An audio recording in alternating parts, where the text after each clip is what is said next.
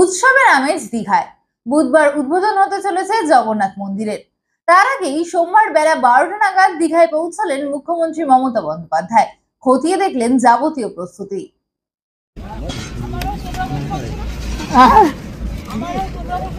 আমরা বলছি এখন আমাদের একটাই টোন, জয় জগন্নাথ। এবার আপনি বলুন উদ্বোধক। উদ্বোধনের আগেই মানুষের এত উন্মাদনা যে তারা গিয়ে বাইরে থেকে দরজা খোলার পরে সবাই ভেতরটা দেখতে পাবে, কারণ তার উদ্বোধনের একটা টাইম আছে, অক্ষর দিয়ে 3-3 আড়াইটাতে প্রোগ্রাম করা হচ্ছে তখনই।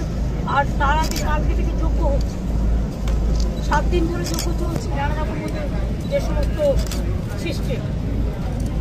কালকেও যজ্ঞ চলবে, পরশুদিনও সকাল থেকে ঠাকুর প্রতিস্থাপনার নানা রকম প্রস্তুতি চলবে।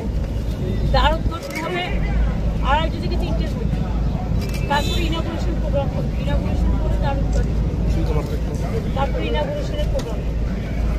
ভাবনা তারপরে এত দ্রুত হয়ে গেল, তার মধ্যে ইয়াস আমফান ঘটলো, তার মধ্যেও দীঘায় এই যে দ্রুত হলো, এই সেদিন বললেন হয়ে গেল, আবেগটা কতটা স্পর্শ করছে আপনাকে?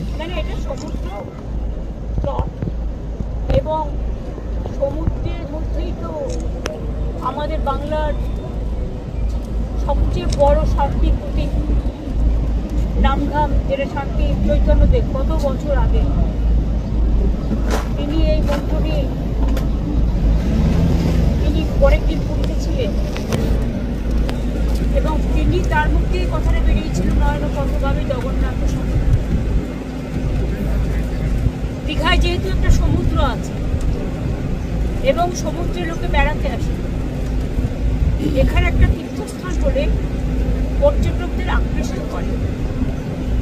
আর আমি মনে করি যে দীঘা সৈকত সরণিতে যে জগন্নাথ ধাম তৈরি হয়েছে, এটা হাজার হাজার বছর ধরে বাংলার স্থাপত্য, বাংলার যে নতুন প্রজন্মের জন্য, পুরনো প্রজন্মের জন্য বা এখনো যারা আছে সবার জন্য নতুন একটা কৃষ্টি, একটা সংস্কৃতি, একটা সম্প্রীতি, একটা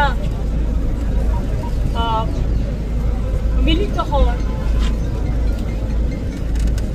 একদিকে আধ্যাত্মিকতা, আধ্যাত্মবাদ, অন্যদিকে সম্প্রীতি, সবারই আহ্বান, এইসব মিলিয়ে মিশিয়ে আমার মনে হয় যারা কাজটা করেছে খুব ভালো করেছে। এবং বাদবাকি তো আমরা পরে বলবো, এখন দেখাশোনা করতে হবে। দিদি একটা আগে লোকে আসতে পারে এমনি সমুদ্র দেখতে, বাট মন্দির আলাদা আকর্ষণীয় জায়গা, মানে পরিচয়টা কি পাল্টে যাবে? দীঘার পরিচয় কি বদলে যাচ্ছে? না, দীঘার মন্দিরটা তো নিশ্চয়ই একটা অন্যরকম পাখা যুক্ত করবে পালঙ্কে এবং এটা উচ্চ শিখরে যাবে, এটা ইন্টারন্যাশনাল প্লেস অফ টুরিজম হবে। কিন্তু দীঘার সমুদ্রের চিরকালই, দীঘা আপনারা দেখেছেন আগে কি ছিল, এখন দীঘা গেট থেকে শুরু করে সৈকত সরণি থেকে শুরু করে 7 কিলোমিটার ধরে ব্রিজ তৈরি করা থেকে শুরু করে এই কাজগুলো সবই করা হয়েছে, নতুন করে করা হয়েছে। সুতরাং দীঘার যে চেহারা ইতিমধ্যেই পর্যটকদের আকৃষ্ট করছে, আরও শুধু আমরা কিছুদিন আগে দক্ষিণা কালিকা মন্দিরে আমরা নকুলেশ্বর ভৈরবী, কালীঘাটের স্কাই ওয়াক করে দিয়েছি, দক্ষিণেশ্বরে করে দিয়েছি, শিবযজ্ঞ মন্দির কুচবিহারে করে দিয়েছি, মদন মোহন তারা করে দিয়েছি, জলপাইগুড়িতে জলপাই শিব মন্দির করেছি, তারাপীঠে তারা মন্দির করেছি, ওদিকে কঙ্কালী তালা, ওদিকে ফুল্লরা, ওদিকে নলাটেশ্বরী, ওদিকে বাবা তারকনাথ, ওদিকে জলপাই সমস্ত, ওদিকে মাজিদ খান, জাহেদ খান থেকে শুরু করে ফুটবল সড়ক থেকে শুরু করে গুরুদ্বারের গেট থেকে শুরু করে যতটা পেরেছি আমরা সর্বধর্ম সমন্বয়, এটা আমাদের রামকৃষ্ণ স্বামী বিবেকানন্দ চৈতন্যদেবের কাছ থেকে শেখা।